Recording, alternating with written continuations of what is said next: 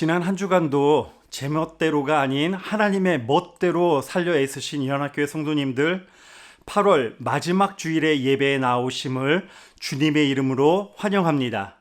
이 시간 신앙 고백으로 우리 모두 하나님 앞에 서십시다. 나는 전능하신 아버지 하나님 천지의 창조주를 믿습니다. 나는 그의 유일하신 아들 우리 주 예수 그리스도를 믿습니다.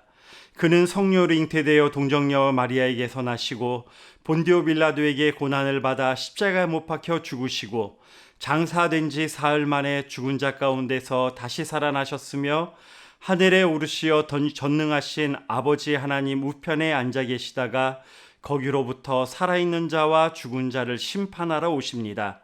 나는 성령을 믿으며 거룩한 공교회와 성도의 교제와 죄를 용서받는 것과 몸의 부활과 영생을 믿습니다. 아멘.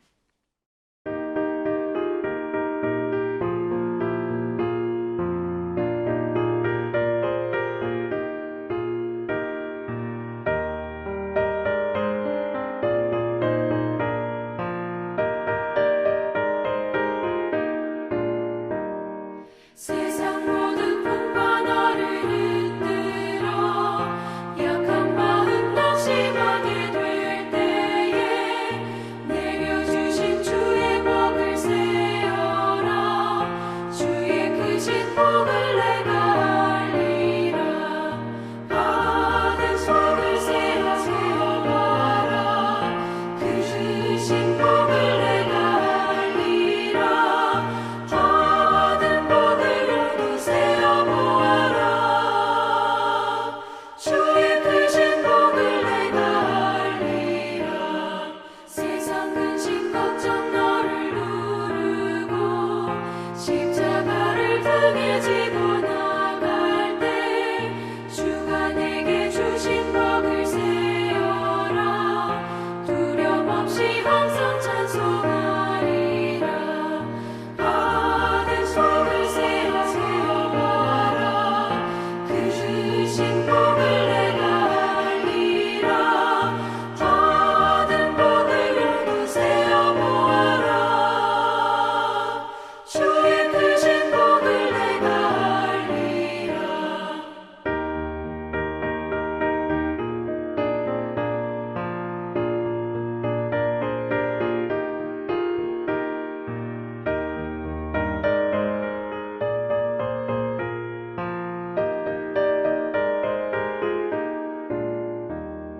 세상 권세 너의 앞을 막을 때 주만 믿고 낙심하지 말아라.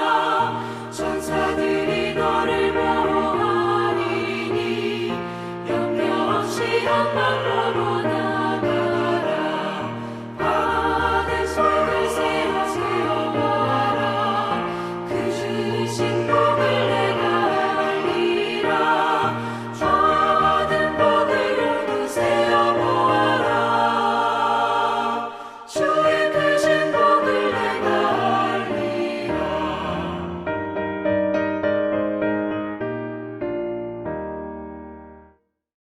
다 같이 기도하겠습니다.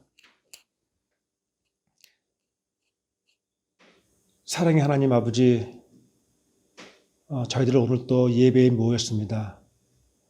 하나님, 저희들 각자 마음속에 지금 무슨 생각을 하고 있는지, 아니면 어떤 걱정, 어떤 근심으로 나왔는지 아버지는 아실 것입니다. 하나님, 많은 문제들 저희들 가져왔습니다. 하나님, 어쩌면 지금 당장 해결할 수 없는 문제들, 아니면은 이 모든 어려운 상황이 지나간다음에도 어쩌면 더 큰 어려움들이 저희들 주위에 싸돌고 있을지도 모릅니다. 하나님, 그러나 저희들 지금 나올 때는 희망과 소망으로 나왔습니다. 왜냐하면 하나님께서 저희들에게 벌써 저희들 오늘까지의 삶을 통해서 많은 기적을 보여주시고 저희들 삶 자체가 기적인 것을 저희들 인정하면서 저희들 다시 한번 나왔습니다. 하나님, 저희들 진짜 지금까지 수많은 예배를 드리면서 말씀도 듣고 또 성경 공부도 하고 많은 교회 안에서의 모임을 통해서 하나님의 뜻이 무엇이며 특히 하나님께서 저희들에게 바라는 것이 무엇인지 저는 너무나도 뻔히 알고 있습니다. 그런데 왜 저희들 지금 이렇게 주춤하면서 갈팡질팡하는지 하나님 저 자신도 모르겠습니다. 하나님 이때마다 특히 이 상황 때 하나님 저희들 다시 한번 무엇이 왜 그리스도인이며 왜 하나님을 믿으며 왜 하나님의 자녀된 것이 축복인 것을 다시 한번 이 모든 세상에게 아주 확실히 보여줄 수 있는 우리 모두가 될 수 있도록 주님 도와주시옵소서. 그래서 남들이 어려워하고 남들이 좌절할 때 하나님 저희들 하늘을 보면서 하나님의 그 약속과 하나님의 그 은혜와 하나님의 그 사랑을 저희들 다시 한번 생각하면서 이때일수록 하나님 머리가 되고 빛이 되고 진짜 본이 될 수 있는 우리 모두가 될 수 있도록 주님 도와주시옵소서. 그래서 하나님 남들은 어렵다고 남들은 힘들다고 남들은 소망이 없다고 지금 막 울부짖지만 하나님 저희들 자신 우리 모두가 하나님 이 우주를 창조하시고 특히 저희들의 삶을 한국에서부터 지금까지 여기 브라질까지 하나님 그 순간순간 그때그때마다 하나님 저희들을 세워주시고 일으키시고 붙잡아 주신 우리 하나님의 그 은총과 사랑을 저희도 꼭 기억하면서 하나님 약속을 꼭 지키시는 우리 하나님의 말씀을 저희들 다시 한번 생각하면서 이때 다시 한번 온전한 마음으로 하나님 앞에 나갈 수 있도록 주님 도와주시옵소서. 하나님 저희들의 이 고백과 저희들의 이 사랑과 저희들의 이 확신과 이 다짐이 하나님 말로만 되는 것이 아니라 하나님 저희들 손길 저희들의 행동 특히 하나님 저희들 남을 도울 수 있는 그런 기회가 있을 때마다 손을 뻗쳐서 아주 실질적으로 하나님 남을 도울 수 있는 우리가 모두가 될 때 하나님 진정한 그 연합교회 교인으로서 또한 하나님의 자녀로서 또한 벌써 그 영생을 얻은 그런 축복 자인으로서 하나님 진짜 남 보기에 아주 떳떳이 아니면 또 담담하게 나갈 수 있도록 주님 도와주시옵소서. 그래서 하나님 저희들이 서 있는 이 저희들의 가정, 저희들의 일터, 다음 이 브라질 사회 하나님 저희들의 그 국적을 넘어서 하나님 그리스도인으로서 하나님 진짜 빛이 되고 소금이 될 수 있는 아주 하나님 보시기에 아주 자랑스럽고 또 세상이 보기에 아주 멋진 삶을 살 수 있도록 주님 도와주시옵소서. 그래서 하나님 열심히 산다는 것이 그냥 바쁘게 피땀 흘려서 사는 것 이상으로 하나님 진짜 하나님 앞에 모든 것을 열정적으로 바치며 드리며 그래서 그것이 꼭 남 눈 때문에 눈치 보는 것이 아니라 하나님 저희들 너무나도 감사해서 감사의 그 표현으로서 어떻게 하면은 하나님께 이 받은 모든 은혜를 보답할 수 있을까 하는 그런 선한 고민으로 하나님 하루하루를 즐겁게 또한 진짜 흥미롭게 살 수 있는 우리 연합교회 모든 교인이 될 수 있도록 주님 다시 한번 저희들에게 확인시켜 주시기를 저희들 부탁합니다. 하나님 저희들 이제 목사님의 말씀을 듣습니다. 하나님 또한 말씀이 아니라 하나님 꼭 우리에게 지금 이 순간 우리에게 꼭 필요한 말씀인 줄 저희들 믿습니다. 하나님 그래서 저희들 그 말씀을 들을 때마다 하나님이 저희들에게 말하시는 것이 무엇이며 또한 하나님이 저희들 각 개인에게 속삭이는 말씀이 무엇인지 하나님 저희들 귀담아 듣고 귀담아 들은 것을 하나님 실천하기에 고민하고 몸부림치는 우리가 모두 될 수 있도록 주님 다시 한번 저희들 꼭꼭 붙잡아 주시옵소서. 하나님 특히 저희들 가정 안에서 하나님 저희들 그 배우자와 특히 우리 자녀들 하나님 우리 자녀들에게 지금 이때 이 어려운 때 하나님 어떻게 사는 것이 진짜 하나님의 자녀로서 살 수 있고 저희들 또 부모로서 저희들의 진짜 어떤 그 모범이 될 수 있는 저희들의 말과 행동과 특히 저희들 결정 우리 자녀들에게 진짜 선한 결정과 선한 삶의 모습을 보여줄 수 있도록 주님 다시 한번 저희들에게 일깨워 주시옵소서. 하나님 저희들의 말, 저희들의 행동 또한 저희들이 하는 그 모든 그 결정 하나하나를 주님께서 너무나도 잘 아십니다. 하나님 혹시 틀렸으면 하나님 저희들 꼭 깨우쳐 주시고 또한 고쳐 주시고 하나님 그래서 저희들 사는 것이 진짜 남들 보기에 좀 엉뚱하고 좀 이상하지만 하나님 저희들 이 삶의 모습이 저희들 진짜 확신 있게 저희들 하나님 보시기에 진짜 저희들 어떻게 하면 하나님께 감사할 수 있을까? 어떻게 하면 하나님 앞에 좀 더 가까이 갈 수 있을까 하는 그런 선한 고민으로 사는 우리가 모두가 돼서 그래서 하나님 이 모든 어려운 그 환경이 지나갈 때 하나님 진짜 저희들 기쁨으로서 다시 한번 교회에 모여서 좋은 소식과 기쁜 소식과 희망과 소망으로서 저희들 아주 깔깔 웃으면서 하나님 저희들 성전에 모일 수 있도록 주님 저희들 모두를 주님 다시 한번 보살펴 주시옵소서. 저희들 하나님 사랑합니다. 저희들 확실합니다. 그래서 하나님 저희들 이제 말씀을 듣습니다. 이 말씀이 저희들의 살이 되고 저희들이 피가 돼서 하나님 저희들 꼭 내일 또 저희들 삶의 터전에 나갈 때마다 하나님 저희들 씩씩하게 다시 한번 당당하게 나갈 수 있도록 주님 도와주시옵소서. 저희들 믿으며 확신하며 저희들 다시 한번 하나님께 사랑하는 마음을 다시 한번 확인하며 이 모든 말씀 예수님의 이름으로 기도합나이다. 아멘.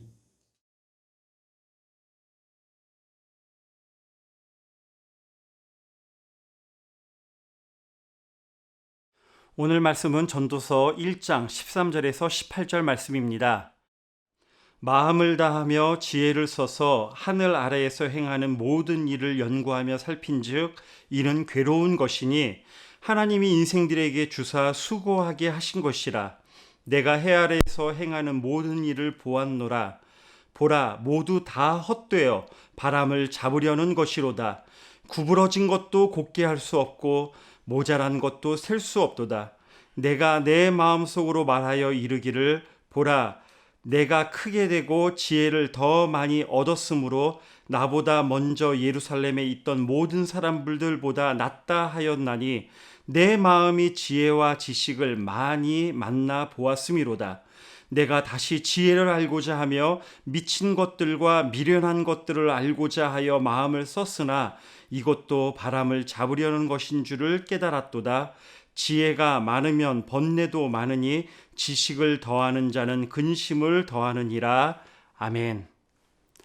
오늘은 전도서 1장 말씀을 함께 살펴보도록 하겠습니다. 그래서 성경을 펴놓으시고 함께 말씀을 들으시면 좋겠습니다. 전도서는 누가 기록을 했습니까? 1장 1절에 나오죠. 다윗의 아들 예루살렘 왕 전도자의 말씀이라. 다윗의 아들 중에 예루살렘 왕은 솔로몬입니다. 이 전도서는 솔로몬의 글입니다. 히브리어 성경에서 각 책의 제목은 첫 단어를 그대로 사용을 합니다. 전도서를 시작하는 첫 단어가 우리말 성경에서는 다윗의 아들이지만 히브리어 성경에서는 전도자입니다. 그래서 전도서가 책의 이름이 되었습니다. 우리는 단순히 1절을 저자를 알린다고 생각을 합니다. 여기에 그러나 의미가 있습니다. 히브리 사람들은 중요한 순서대로 이름 앞에 수식을 썼습니다. 그래서 1절을 원문의 순서대로 번역하자면 전도자의 말씀이다, 다윗의 아들이고 예루살렘 왕이다, 이렇게 됩니다. 솔로몬은 자신을 사람들이 좋아하는 영웅 다윗 왕의 아들로 찬란한 성인 예루살렘의 왕으로 소개하기 전에 제일 먼저 전도자로 자기 자신을 소개합니다. 즉 솔로몬이 내가 인생을 살아보고 다윗의 아들이라는 사실도 자긍심 있고 중요하고 예루살렘 왕으로 산 것도 좋았지만 전도자로 사는 것이 가장 의미 있었다라는 그런 의미입니다. 전도자는 히브리어로 코헬레트 이렇게 발음을 하는데 이 말은 두 가지 의미를 합한 개념입니다. 회중을 불러 모으다와 회중에게 선포하고 말하다라는 뜻입니다. 그러니까 사람들이 모인 곳에서 말을 한다, 전달한다, 그런 뜻이지요. 솔로몬은 사람들을 불러 모아놓고 꼭 선포하지 않으면 견딜 수 없는 무엇인가가 있다는 것입니다. 그 무엇인가를 보기 전에 그렇게 사람을 모아놓고 말하고 싶은 것이 어느 시점이었는지, 언제였는지로 중요한 내용입니다. 솔로몬이 3권의 성경책을 기록을 하는데 사랑에 빠졌을 때 아가서를 씁니다. 언제? 젊은 날에. 그가 왕으로 있으면서 수많은 지혜를 경험하고 인생의 정점을 지나면서 잠언을 씁니다. 그리고 인생 황혼에 인생 마치기 전에 시점에 쓴 책이 바로 이 전도서입니다. 전도서에서는 그는 자신의 전 인생을 되돌아보며 중요한 이야기를 하게 됩니다. 이 솔로몬은 정말 누구보다도 인생을 꿰뚫고 있는 지혜가 넘쳐나는 사람이었습니다. 어느 정도 지혜가 뛰어났는가 하면 열왕기상 4장 30절에 솔로몬의 지혜가 동쪽 모든 사람의 지혜와 애굽의 모든 지혜보다 뛰어난 자니라. 솔로몬은 많은 잠언을 말하고 많은 노래를 지었습니다. 열왕기상 4장 32절에 그가 잠언 3,000가지를 말하였고 그의 노래는 1,005편이며, 성도님들 작사 작곡 해보신 적 있으십니까? 그는 1,005곡을 지을 정도로 음악에도 조예가 깊었습니다. 4장 33절을 보면 식물학, 동물학, 자연과학에도 능통했습니다. 솔로몬은 정말 지혜가 뛰어난 사람이었습니다. 그리고 나라를 잘 다스렸습니다. 그는 이 세상의 부귀영화를 다 가졌습니다. 예술, 과학, 사회, 문화, 정치, 경제에 대해 전문적이었고 성공한 사람으로 할 말이 많았습니다. 열왕기상 4장 34절에 보면 그래서 천하 모든 왕들이 그의 지혜를 들으려고 사람을 보냈다고 이야기를 합니다. 그런 그가 젊은 시절 인생의 정점을 지나 인생 황혼기에 사람들을 불러 모아 전하지 않으면 안 되는 그것이 무엇이었을까요? 이 전도자의 첫 마디가 2절에 헛되고 헛되며 헛되고 헛되니 모든 것이 헛되도다. 이게 첫 마디입니다. 똑같은 말을 2번을 하면은 강조한다고 말합니다. 똑같은 말을 3번 하면 뭐라고 하는 줄 아십니까? 글 쓸 줄 모른다고 합니다. 그런데 그래서 사람들이 똑같은 단어를 3번 이상을 한 문장 안에 혹은 바로 다음 문장에 쓰지를 않습니다. 같은 말이라도 바꾸어가며 다른 단어를 사용해야 합니다. 그런데 솔로몬은 5번이나 똑같은 단어를 반복을 합니다. 글을 쓸 줄 몰라서요? 아니요. 글을 쓸 줄 모른다는 비난을 받더라도 난 이 말은 꼭 해야겠다. 속에 있는 말을 해야겠다. 그는 수많은 돈, 쾌락을 누렸습니다. 그런데 그는 인생 마칠 즈음에 다 헛되다 5번이나 이렇게 강조를 합니다. 이런 얘기에 우리는 누구나 이런 생각을 합니다. 저도 그만큼 돈도 가져보고 누릴 거 다 누려보고 여자 1,000명하고도 살아보고 그런 다음에 이런 얘기 저도 할 수 있을 것 같습니다. 해보고 싶습니다. 그런데 성도님들, 그가 말하는 헛되다라고 하는 말은 히브리어로 헤벨이라는 단어인데 구약 성경에 73번 등장합니다. 그런데 전도서에만 무려 37번 나옵니다. 헤벨이라는 뜻은 바람이다, 안개다, 수증기다, 가치 없다, 의미 없다, 이런 뜻입니다. 영어로 meaningless라고 번역이 되어 있습니다. 무의미한, 의미 없는. 솔로몬은 아무런 의미도 없고 가치도 없다라고 한 것입니다. 이러한 인생의 헛됨을 솔로몬만 말한 것이 아닙니다. 모세도 그렇게 이야기를 합니다. 시편 90편 5절에 그들은 잠깐 자는 것 같으며 아침에 돋는 풀 같으니라. 모세는 인생은 잠깐 자는 것 같다라고 합니다. 하루 폈다가 하루 만에 없어지는 풀과 같다고 합니다. 일장춘몽, 낙화, 유수, 이 얘기를 하는 거죠.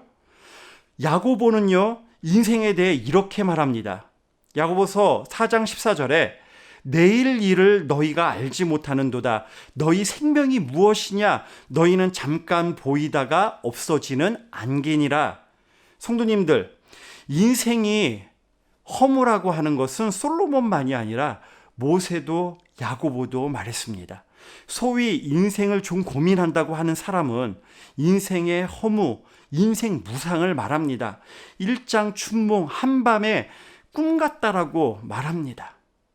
성도님들, 인생 잘 살았다고 하는 대선배들이 도대체 다들 왜 이러는 것일까요? 한 걸음 더 나아가 보십시다.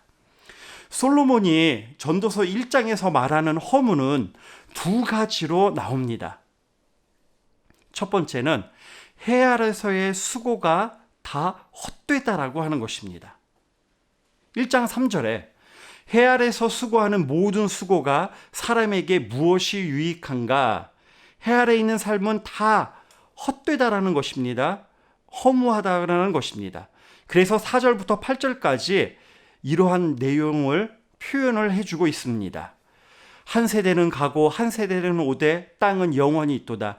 해는 뜨고 해는 지되 그 떴던 곳으로 빨리 돌아가고 바람은 남으로 불다가 북으로 돌아가며 이리 돌며 저리 돌아 바람은 그 불던 곳으로 돌아가고 모든 강물은 다 바다로 흐르되 바다를 채우지 못하며 강물은 모든 곳 어느 곳으로 흐르든지 그리로 연하여 흐르느니라.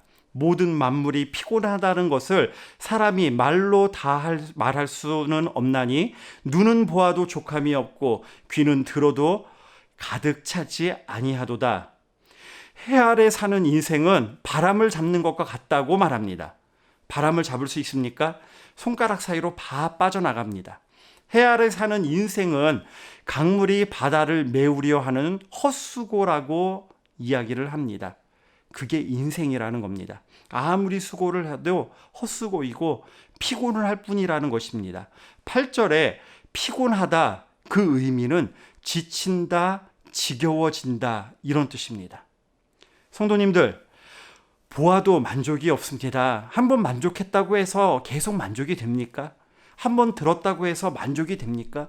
뭘 해도 만족이 안 됩니다. 결국 솔로몬은 해 아래에 있는 모든 수고는 무슨 유익이 있느냐? 인생은 헛되다. 이렇게 말하는 것입니다. 해 아래에 있는 삶은 새 것이 없다고 합니다. 9절.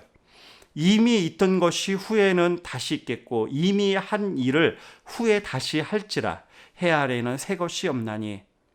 여기 새 것이 없다는 것은 새로운 물건, 신상이 없다는 것이 아니라 의미를 주는 것이 없다는 것입니다. 이건 의미가 있을 거야.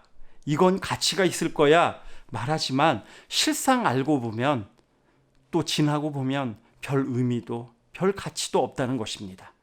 그래서 연세 드신 분들이 하시는 말씀 중에 뭐 대단한 일 한다고 그리 아웅다웅하노 그러지 않으십니까? 두 번째, 전도서 1장에서 첫째는 해 아래의 모든 수고가 헛되다고 말하고요. 두 번째는 해 아래에 있는 지혜가 다 헛되다고 말합니다.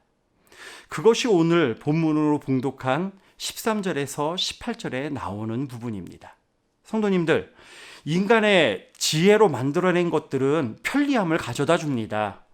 수많은 기술과 과학들이 우리에게 편리함을 주었습니다. 자동차, 비행기 등등이 그렇습니다. 그런데 이러한 것들이 지구 온난화와 기후에 악영향을 끼칩니다. 그 결과를 현재 우리가 뉴스를 통해 보고 있지 않습니까? 한국을 비롯한 동아시아는 엄청난 폭우로, 유럽은 40도가 넘는 폭염으로 사람들이 죽고 다치고 재산 피해가 속출하고 있습니다. 우리가 만드는 것은 완전하지 않습니다. 인간의 지혜는 부족한 지혜입니다. 그래서 솔로몬은 인간의 지혜는 우리를 피곤하게 할 뿐이다. 18절에 우리의 지혜는 더 번뇌하게 만든다고 말합니다. 인간이 하나 만들어내면 대단한 것 같지만 거기에는 다른 해로움을 또 만들어내기도 합니다. 성도님들, 내가 맞다고 생각하는 것이 정말 맞을까요? 성공하는 사람들의 7가지 습관을 쓴 스티븐 코비 박사가 CEO들에게 강연을 하면서 나침반 이론이라는 실험을 했습니다. 모든 사람에게 눈을 감게 합니다. 눈을 감으십시오. 그리고 여러분이 생각하는 정북 방향으로 고개를 돌리십시오. 그리고 그쪽으로 몸도 돌리십시오. 그 강연에 참석했던 유명한 CEO들도 눈을 감고 정북 방향으로 생각하고 몸을 돌렸습니다. 그리고 나서 스티브 코비 박사가 눈을 뜨라고 합니다. 그러자 모두들 웃고 그럽니다. 왜냐하면 모든 사람들이 각자 다른 방향으로 서 있기 때문에 그렇습니다. 그리고 나서 이 코비 박사가 이렇게 말을 합니다. 여러분, 이제 정북 방향을 우리 다수결로 결정을 할까요? 그러니까 또 사람들이 다 웃습니다. 정북 방향을 다수결로 결정할 수 있습니까? 내가 옳다고 생각하는 것이 정말 옳을까요? 다수주의가 결정한 것이 정말 다 맞습니까? 얼마나 위험한지 모릅니다. 인간의 지혜는 완전하지 않습니다. 총합을 해도 여전히 부족합니다. 세상 사람들은 세상이 좋아질 것이라고 말합니다. 유토피아가 나타날 것을 기대도 합니다. 편리는 더해지지만 세상은 더 무서워지고 각박해졌습니다. 그래서 전도서 1장 18절에 솔로몬은 지혜가 많으면 번뇌가 많다라고 이야기를 하는 것입니다. 그렇다면 우리의 수고가 헛되지 않은 길은 무엇일까요? 해 아래가 아닌 해 위를 보아야 합니다. 전도서 1장에는 해 아래라고 하는 문구가 3번 나타납니다. 3절, 해 아래에서 수고하는.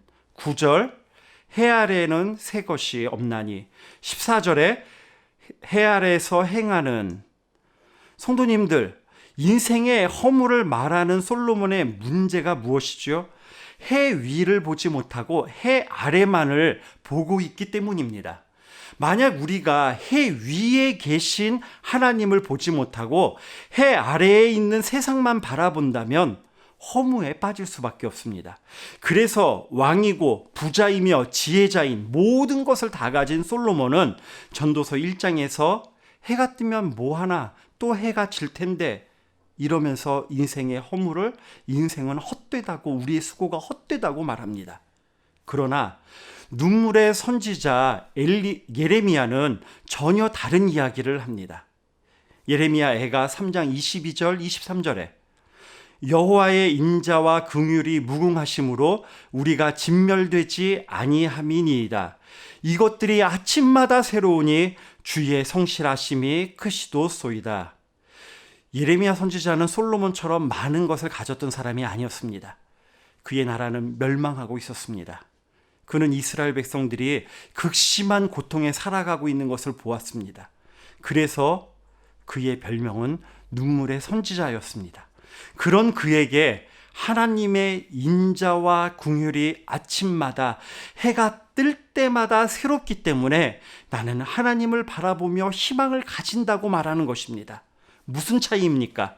솔로몬은 해 아래를 보았고 예레미야는 해 위에 계신 하나님을 보았던 것입니다. 해 아래 땅의 세계가 아닌 해 위를 보십시다.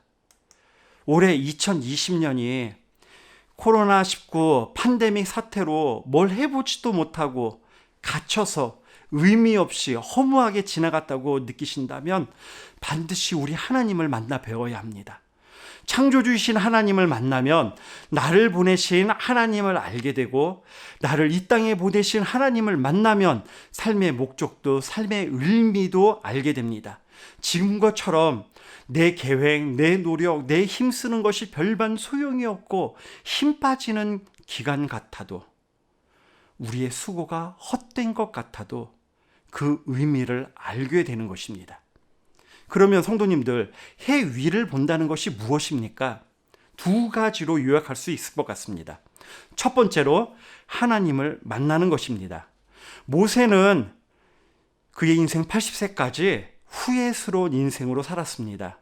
광야에서 양치는 사람으로 사는 날에 지난 날 애굽의 왕자로 살았던 것은 한바탕 꿈에 불과했습니다.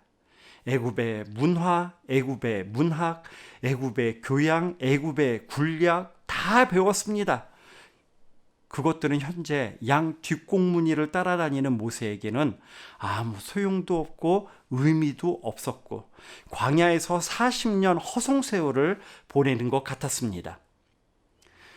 그래서 모세는 그의 속마음을 이렇게 말합니다. 시편 90편 10절에 우리의 연수가 70이요 강건하면 80이라도 그 연수의 자랑은 수고와 슬픔뿐이요 신속히 가니 우리가 날아가나이다. 어쩌면은 그는 이제 죽음을 기다리고 있었던 것 같습니다. 그의 인생은 잠깐 잠자는 것 같았고 잠깐 피었다 지는 풀과 같았습니다. 그의 80세 평생은 신속히 날아갔습니다. 수고와 슬픔뿐이었고 그는 허무했습니다. 그의 삶의 의미도 목적도 방향도 없었습니다.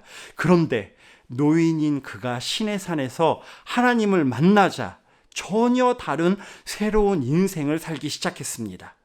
그가 하나님을 만나자 인생의 공허가 사라지고 새로운 삶이 펼쳐졌습니다.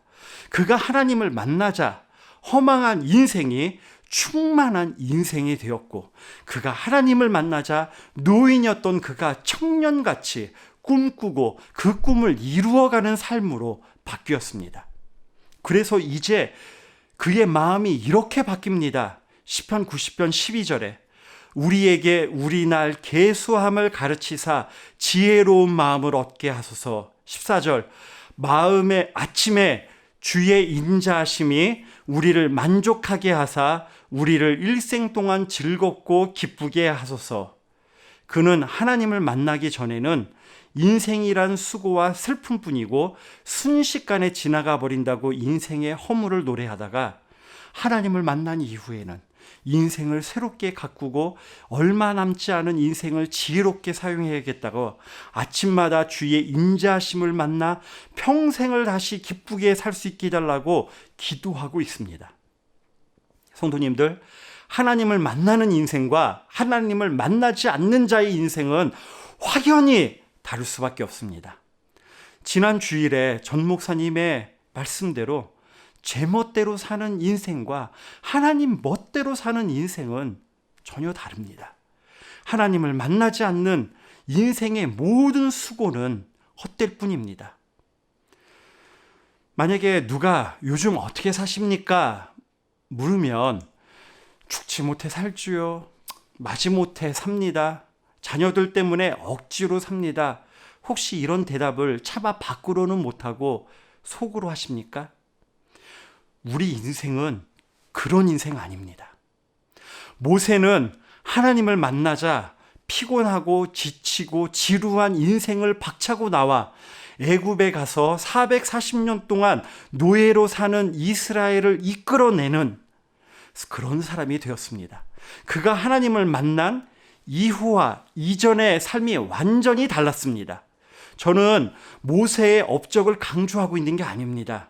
그가 하나님을 만나기 전에도 40년 동안 광야에 있었습니다. 그가 하나님을 만난 이후에도 40년간 광야 생활을 했습니다. 똑같이 광야에 있었습니다. 똑같은 환경입니다. 그런데 하나님을 만난 이전과 이후에 그 똑같았던 장소가 달라졌습니다.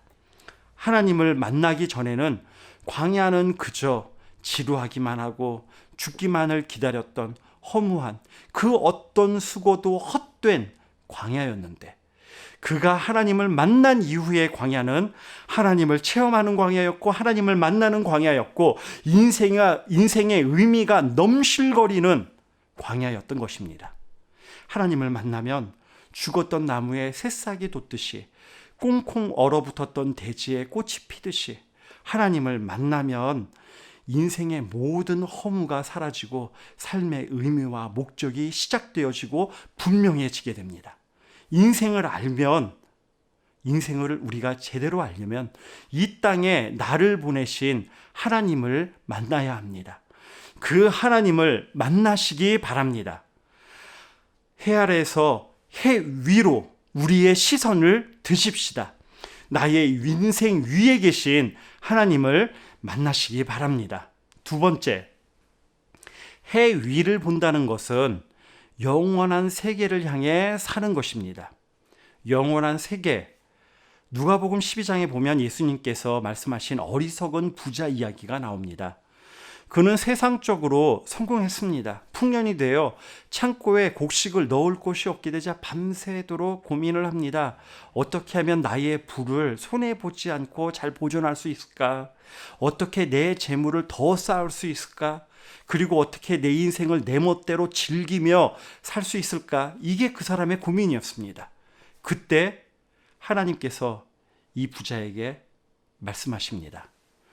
하나님은 이르시되 어리석은 자여, 오늘 밤에 네 영혼을 도로 찾으리니 그러면 네 준비한 것이 누구의 것이 되겠느냐?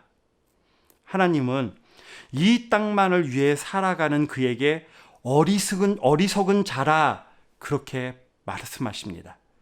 성도님들, 우리는 이 땅에 여전히 발을 딛고 있지만 영원을 향해 살아가는 사람들입니다.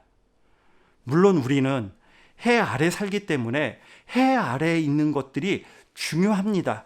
그걸 무시하자는 것, 상관없다는 것 절대 아닙니다. 그렇지만 해 아래에 있는 것이 너무 크게 보이지 않길 바랍니다. 우리는 영원한 천국이 있다는 것을 알고 천국의 상급을 향해 살아가는 하나님의 자녀입니다. 성도님의 고민이 지금 천국과 상관이 있습니까? 성도님의 고민이 영원한 땅이 되기를 주님의 이름으로 축원합니다.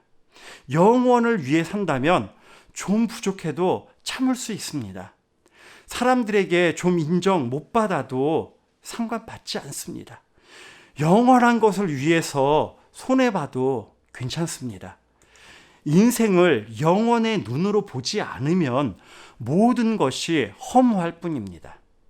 영원한 천국이 없다면 우리의 인생은 아무리 열심히 살아도 헛될 뿐입니다. 바람을 많이 모으는 게 무슨 의미가 있겠습니까?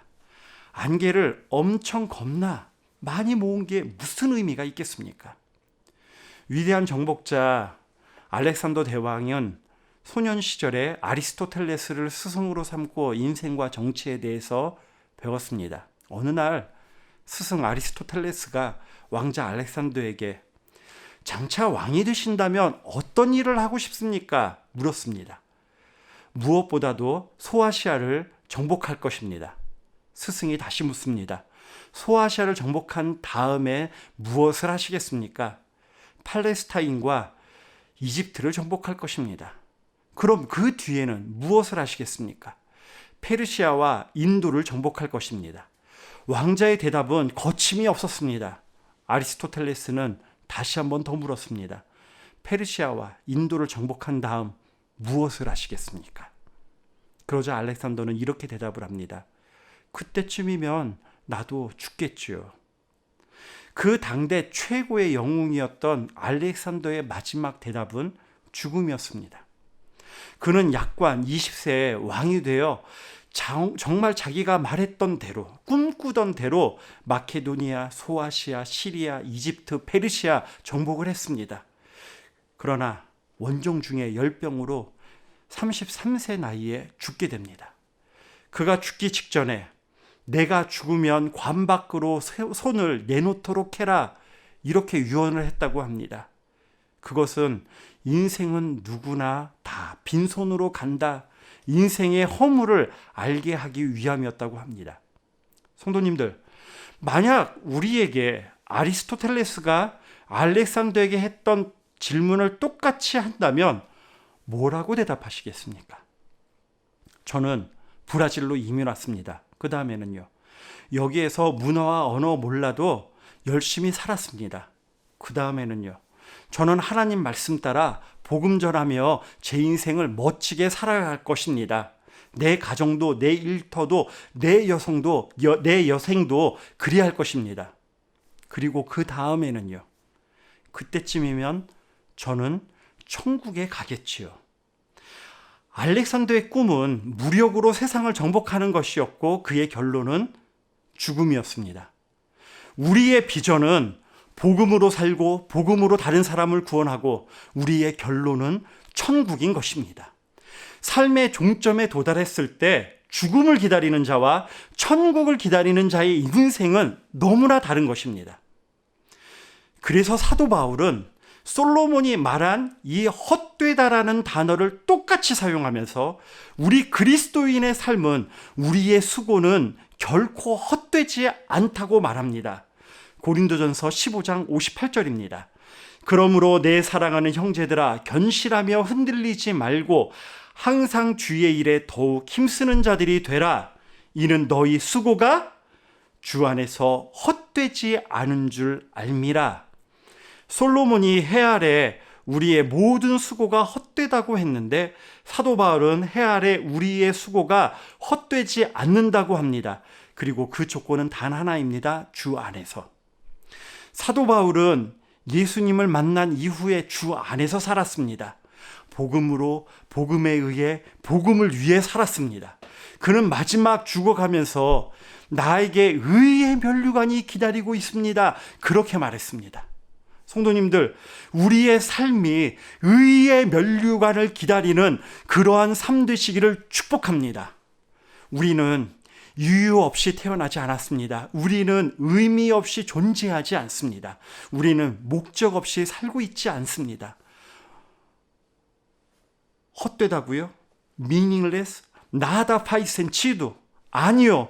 우리에게는 미닝이 있습니다. 우리에게는 의미가 있고 가치가 있습니다. 왜냐? 우리는 주 안에 있고 우리의 인생은 영원과 맞닿아 있고 하나님과 관계되어 살면 모든 것이 가치가 있습니다. 성도님들, 죽음을 향해 살아가는 것이 아니라 영원을 향해 사는 우리 모두가 되기를 축복합니다. 그런데 성도님들, 아무리 이렇게 하나님을 향해, 영원을 향해, 해 위를 바라보는 목표 지향적으로 살아도 중간에 힘이 들고 재미없고 그러면 우리는 지칩니다. 아무리 끝이 의미 있다고 해도 지속적인 동기부여가 잘 안 되고 포기하기 십상입니다. 그래서 올림픽 금메달을 따는 사람들을 보면 우리가 다 경외심을 가지는 것 같습니다.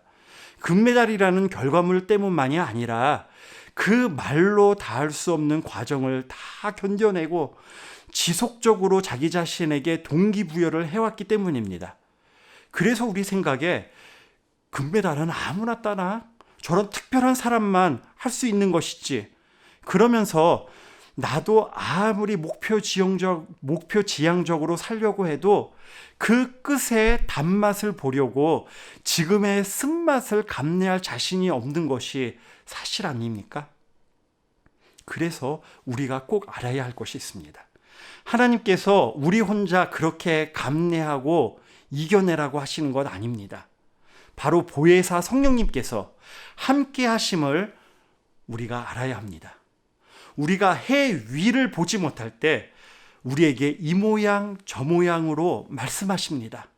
이렇게 예배 중에 혼자 흥얼거리는 찬양 중에 농장에서 성도 간의 대화와 교제 중에 우리 속에 일어나는, 우리 삶 가운데 일어나는 여러 가지 사건 사고 가운데 성령님은 말씀하시고 우리를 깨우치시고 우리의 마음을 열어주십니다.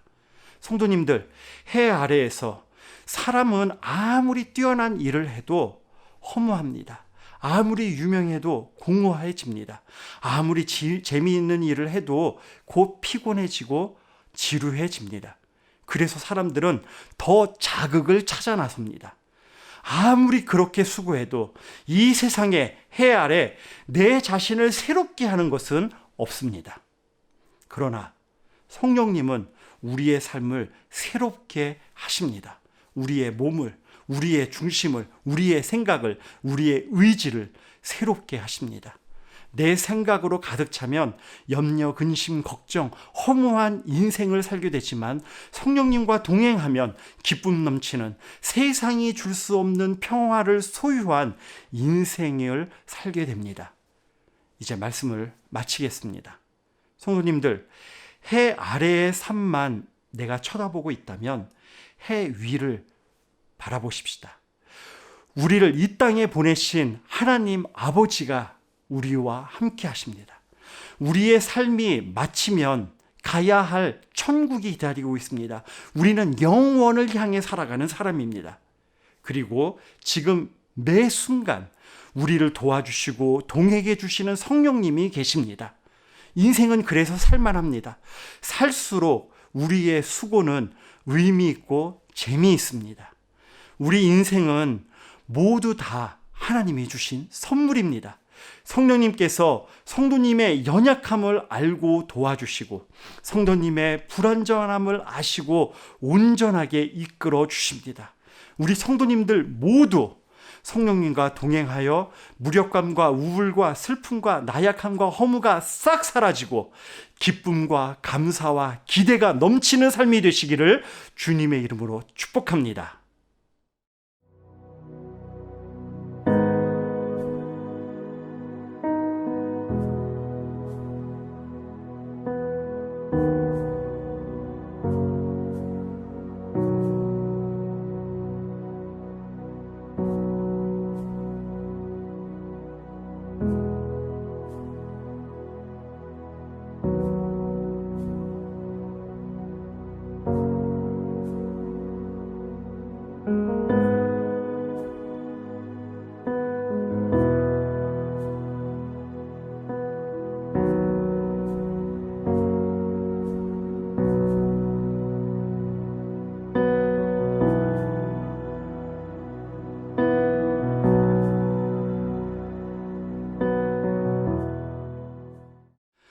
축도로 예배를 마치겠습니다.